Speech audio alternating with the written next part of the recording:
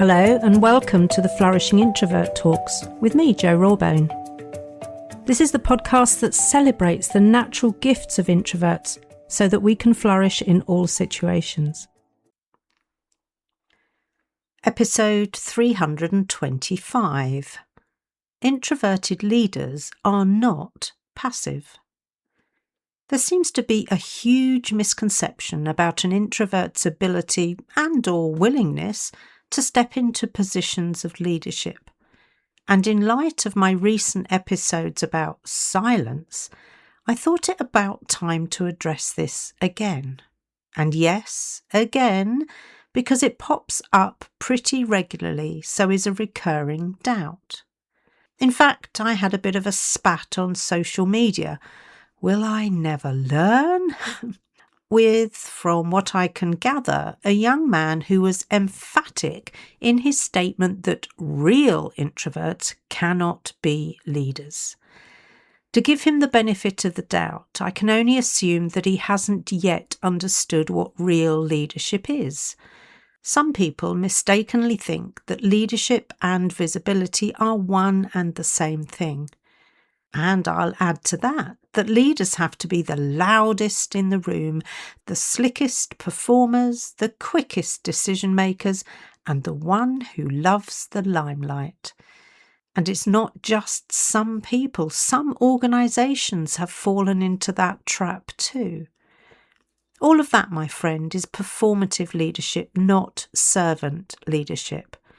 Real leaders take responsibility for co-creating psychological safety for those in their care.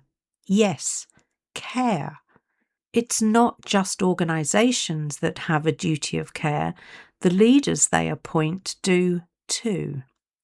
Now, I know you are already more informed than my young sparring partner probably was, but I want to make a clear case here for why any of us could, and maybe already are, brilliant leadership material.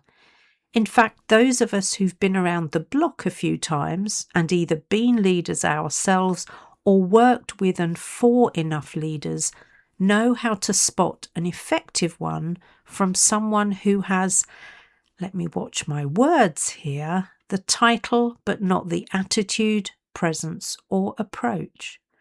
And part of my reason for doing this now is to help those already putting themselves forward for their next promotion, or to provide a nudge to those at least thinking about it. There are umpteen examples of brilliant, successful and respected leaders who identify as introverts, and they span right across the political, social and business landscape. So whatever sector you are in, whatever stage of life, and however intersectionality applies to you, there is not only space for your kind of leadership, there is a need for it. More than that, you will probably find an introvert who is already showing you the way, and that's what we need to notice. Because being introverts, and I'm loath to say this in some ways, unless we are already working with one of the truly inclusive, inspirational leaders, it's highly unlikely that we'll get noticed and invited to the table. So we have to be more proactive. As the title of this episode says, introverted leaders are not passive, and it's down to us to model that. But here are a few things that we really need to pay attention to, including not getting swept along with the fad du jour, or trying to mimic others, or thinking the only way to lead is to extravert ourselves more.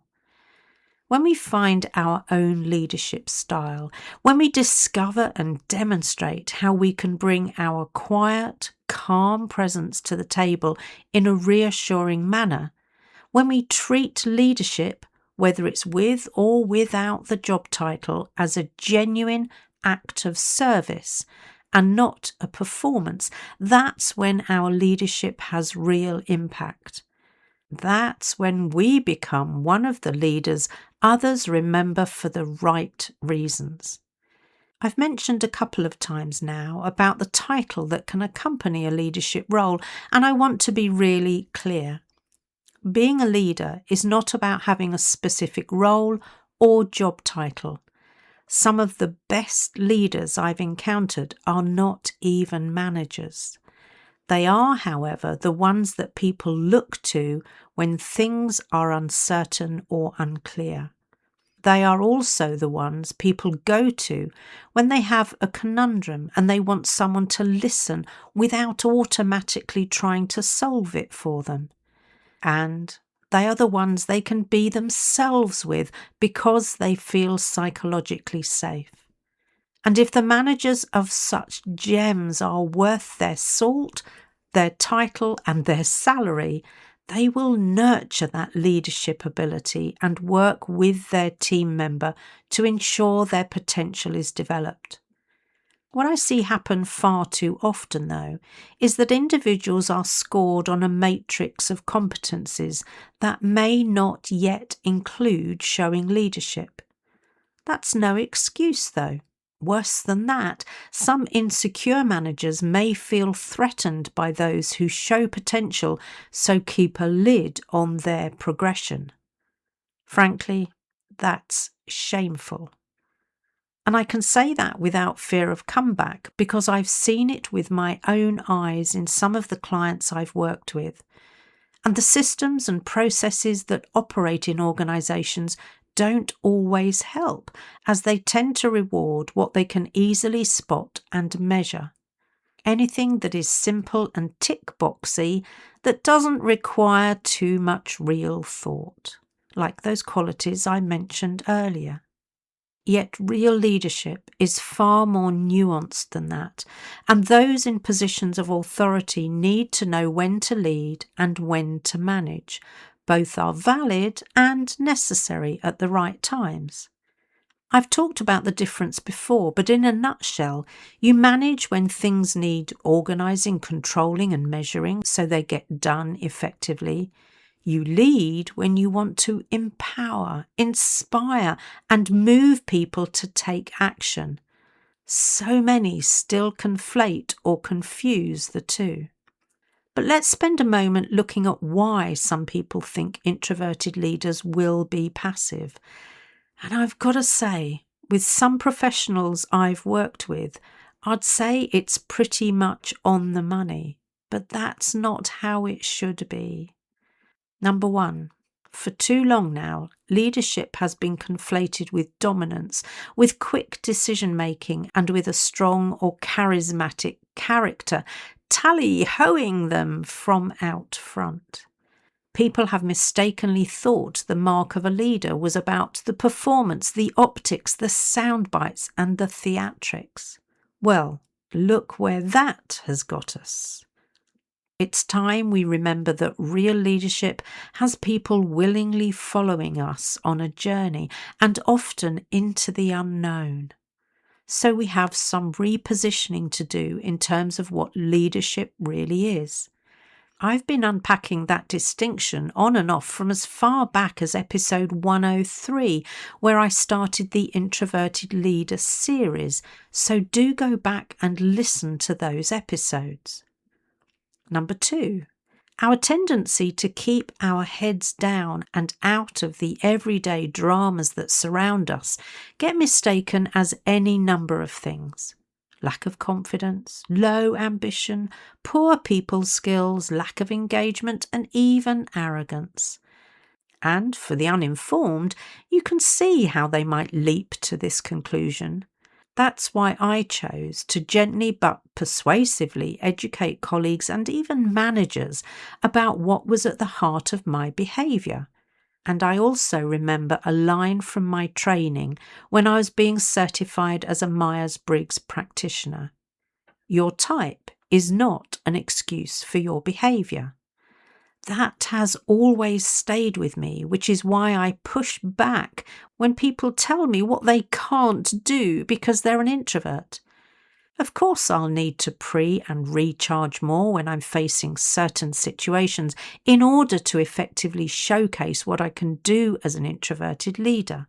And that's what means I can rather than I can't. Number three, following on from that last point, and this may be tougher to hear and even rejected by some. I can feel the hot water bubbling that I'm about to step into. Ready? As introverts, we allow the misconceptions to continue unchecked, but still get pissed off by them. I've had people tell me it's not my job to educate and inform, they should just know. Again, this is currently a popular approach, palming it off onto the organisation or the individual. And whilst a part of me gets that, because there is emotional labour involved, my question is, if they don't know, how long am I prepared to sit back hoping someone else picks it up? I'm not prepared to walk away from the opportunity to help people understand if it benefits a wider community. That's me taking responsibility for that which I can impact. That's leadership. Ouch! I can feel the hot water I'm in getting hotter. So maybe it's time for me to jump out into a cooler environment. Now, where's my ice bath? In reality, probably the best way to educate and inform is to demonstrate rather than just tell. Step forward when you have the opportunity to lead. Show people what quiet leadership looks and feels like.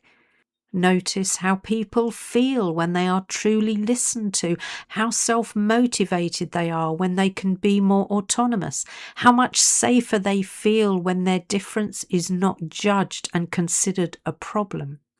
There is more and more evidence emerging that an extroverted leadership style is not always effective. It's not always what a situation or the people they are leading need. So if you've been holding back from stepping into leadership roles or positions because you thought you'd have to perform as others do, rest easy, my friend. This is the perfect time to bust the myth that we make passive leaders and demonstrate what authentic introverted leadership looks and feels like. Time to empower those in our care, showing that we trust each other. Time to inspire them with our compelling vision of the future, the place we're leading them to. Time to co-create the psychological safety between us so they are moved to take action, and all without fanfare. Time for our calm presence that reassures and settles the nervous system and the organisational system. That's introverted leadership to me. Noticing when a situation or a team need leadership as opposed to management takes time and practice. And the key word right there is practice. No one is born knowing this, so treat every opportunity as a small experiment, reflect on how it goes, and learn from it. And don't be surprised if people start to respond differently to you and even act differently around you. Behaviour breeds behaviour, remember, and it's a sure sign that their perceptions of you are shifting. With this in mind, especially for the introverts who have as yet unfulfilled ambitions, I'll be releasing an episode soon about how I believe we each have a responsibility to be curious about how we are perceived. And it's what you do with what your curiosity reveals that's important, because whilst I'll never advocate for you being inauthentic, we can only manage what we are aware of. I know it's very popular right now to brashly say, I don't care what people think about me. But if you're being stifled in your career, it's important both to know and care. So watch this space, or better still, subscribe so you don't miss it.